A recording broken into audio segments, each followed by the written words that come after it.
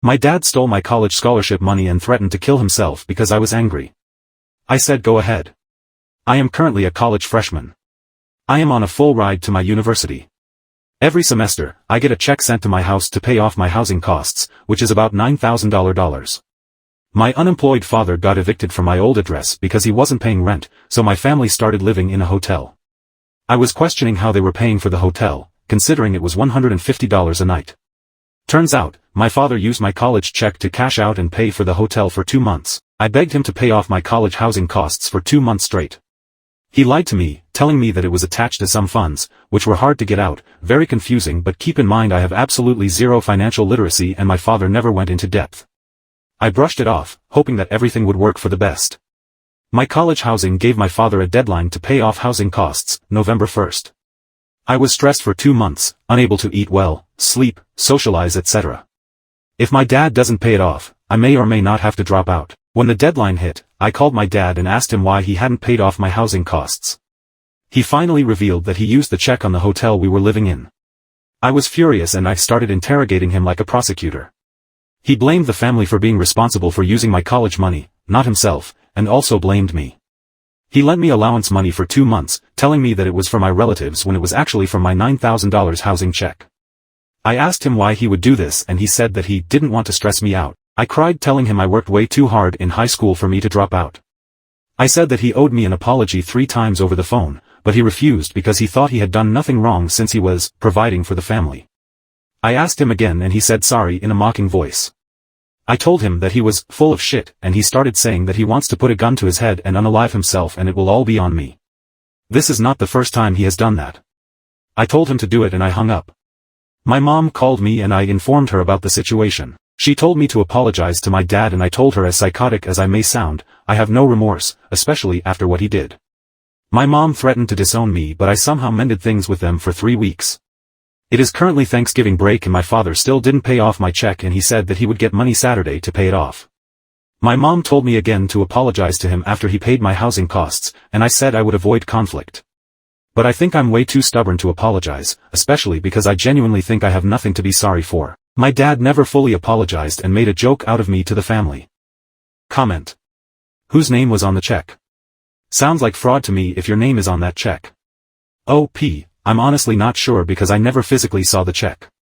All I know was that it was mailed to my old address and my neighbor gave the check to my father, who proceeded to cash it out. Comment. Is this your first check? If not, what was the name in the old checks? OP, yes, this is my very first check. The next one is coming this January to my old address. I told my father if he didn't give it to me in January I would report him and he said he would give it to me, although I don't completely trust him. Mainly because he did something similar to my older sister resulting in her dropping out. I have a lot of leverage on him. Comment. Contact the office that sent out the check to see what name they put on the check and on the envelope to send to you. If he opened your mail, that's a crime, and if he cashed a check with your name on it, that's also a crime. Also get a P.O. box and get the next one sent there. OP, there's also a huge part that I left out regarding this situation. My mother is an illegal immigrant and if my dad goes to jail or gets charged, then she would have to go back to her country. I did threaten my dad with this but my mother said that she would flat out disown me if I did. I also have little siblings too so I would not like for them to have to take the fall for this. I think I will contact the school and ask them to put the mail somewhere safer, probably my dorm address. Update 3 months later. First and foremost, immediately after this happened, I managed to get a separate debit card without my parents knowing. I don't have a job now, but I'm looking to get one later on in the semester. I didn't go to the financial aid center because my dad somehow managed to pay me back. I'm going under the assumption that it's through my grandmother's social security checks. Last December, after weeks of calling my father to make up for my scholarship money and pay me back, he finally sent me a check for $9,000. The check came in my dorm mail around midnight. I was asleep by then and my dad was spam calling my phone to tell me it was in the mail. I didn't call him back until 1 in the afternoon because I had an exam that day. He started cursing at me, telling me how he couldn't sleep all night because I didn't answer my phone. I talked back and said, the stress you put me through for 3 months by lying about my scholarship check is nothing compared to the stress you went through for a day. He started insulting me in every way possible, telling me that I was spoiled. I swore back saying, "Are you serious?" and he hung up. Moments later, my dad made my mom call me because he didn't want to argue with me. She screamed at me saying that I should always have respect for him as a father and that I should apologize for swearing. I said that yes, I did swear at him, but he did too, calling me bunch of slurs and whatnot. She also accused me of purposely ignoring them when I made it clear several times that I was asleep and I had an exam at 9 in the morning, hence not calling them at midnight. I told her that we shouldn't even have this talk because he was clearly in the wrong in this entire situation and every other kid would have gone to the financial aid center and my dad would have gotten in trouble.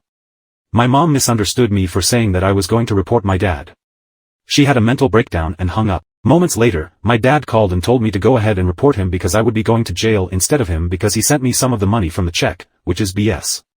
I called him out on his bullshit and he said that he was permanently severing ties so I could learn my lesson. He hung up. I didn't call them for a week until I realized that I didn't have a place to stay for winter break, my dorm closed. I swallowed my pride and called them back to apologize. They said they'll accept me back to the family. This honestly still keeps me up at night but I literally didn't have a choice but to stay with them over break.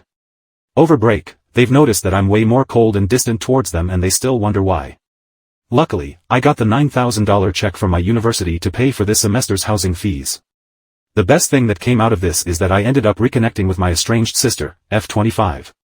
Long story short, my father financially abused my sister for years, maxing out her credit cards and leaving her $20,000 in debt. They cut all ties a year ago after my sister started dating a guy they didn't approve of. When I was on good terms with them, they painted her as the bad guy, telling me that she betrayed them by choosing her boyfriend over the entire family. I also didn't know that my dad financially abused her. Turns out she was in the same situation I was in and ended up dropping out because my dad didn't let her take out a student loan. I talked to my sister and she said that she was honestly glad that she severed ties with them because she's finally financially independent, even if she's not financially stable. We're closer than ever and I probably consider her as a shoulder to lean on. Mentally, I'm really not doing well. I'm generally stoic but this is taking a hard emotional toll on me because my family was my world. Before college, I always knew my father was insane, but my mother was my ride or die. I told her everything, I helped her through her marital problems, she told me everything, and the fact that she chose my abusive, unemployed father, the man that she always talked about wanting to divorce, over her daughter is heartbreaking. She still expects me to be her armchair therapist and she told me she wants me to act like how I did before. I told her over break that no matter what she does, she will never mend back the trust one had for her then. And my father, despite his flaws, I never expected him to use my check. He put such a huge emphasis on education and told me he wanted me to have the life he never had. And knowing he would sacrifice my education just so he could live in a fancy $150 hotel is very disheartening. Recently, I've been very isolated, I still talk to a few people, my grades are falling, and I haven't been eating or sleeping well. Maybe this situation should be a wake-up call for me, but I've come to the point where I'm completely apathetic about everything. I refrain from drugs thankfully, but even so, I feel like my life is on autopilot. Comment. The best thing you can do for yourself is to complete your education. Stay focused on school and strive to do your best. Make friends and maintain contact with your sister.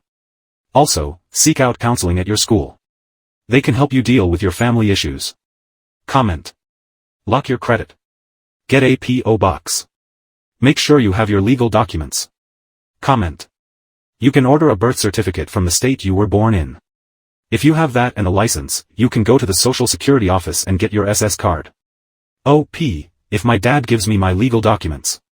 Comment. You would be absolutely shocked about the degree to which you don't have to go through him for any of it. Here is the process for gaining copies of your own legal documents. Order your birth certificate online. Go to your state website and find out how. Almost all of them use this one clearinghouse nowadays to do it. It's not necessarily cheap and it requires confirming your identity to them. Do you have a school photo ID and a state photo ID? When you do it, try to order at least 3 copies. Go down to your high school and talk to the administration about getting certified copies of your high school transcripts, and about locking or securing your high school records against your parents' inquiries. Of course, your high school can always send certified transcripts to any future school, but it's incredibly useful sometimes to have them on hand. Get online and look up the requirements to apply for a passport. It is 1000% worth going through the process because it is the strongest identity document it is possible to have. They don't expire for about 10 years and once you have one they are renewable with very little beating around the bush. Whether or not you intend to ever study abroad, your school study abroad office probably has advice and assistance for how to do this. Utilize your school's P.O. box system. It was about $50 every 6 months for me to have a P.O. box down at the post office when I was in school and I could not afford it. I started using the free P.O. box system through my school and I never had any issues. This is how you get Amazon deliveries, this is where you receive phone bills, bank statements and whatnot.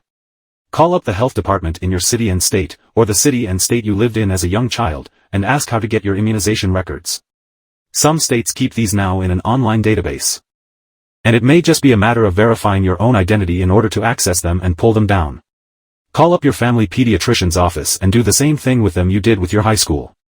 Verify with them. With the process is to lock all of your historical medical records against your parents' inquiries, and any future ones.